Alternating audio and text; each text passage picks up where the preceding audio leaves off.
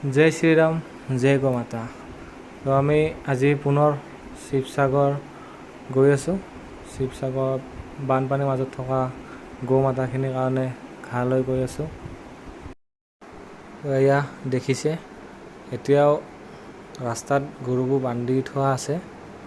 কাৰণ আমি ভাবিছিলোঁ এইবাৰ যে আমি মানুহ গৃহস্থক দিম, গৃহস্থই নিজে দিব, কিন্তু নাই, গোহালি বান্ধিব পৰা অৱস্থা নাই এতিয়াও। কাৰণ গোহালিৰ পানী এতিয়াও নাই শুকোৱা, সেইটো কাৰণে গৰুবোৰ ৰাস্তাত ৰাখিব লগা হৈছে। তো আমি ৰাস্তাতে সেইটো কাৰণে দি গৈছোঁ। যিমানখিনি পাৰিছোঁ চেষ্টা কৰিছোঁ, বাকী সম্পূৰ্ণ পেট ভৰাকৈ খোৱাবলৈতো সম্ভৱ নহয় বাৰু, কিন্তু অলপ অলপ হ'লেও কেঁচা ঘাঁহ দিবলৈ চেষ্টা কৰিছোঁ যিমানখিনি পাৰিছোঁ। আৰু আজি আপোনালোকক মানুহ এজন চিনাকি কৰি দিম।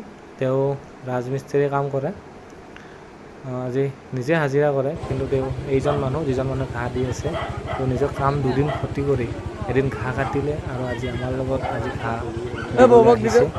তো তেওঁক মোৰ ফালৰ পৰা চেলুট। আপোনালোকে কি কয় কমেণ্টত জনাব।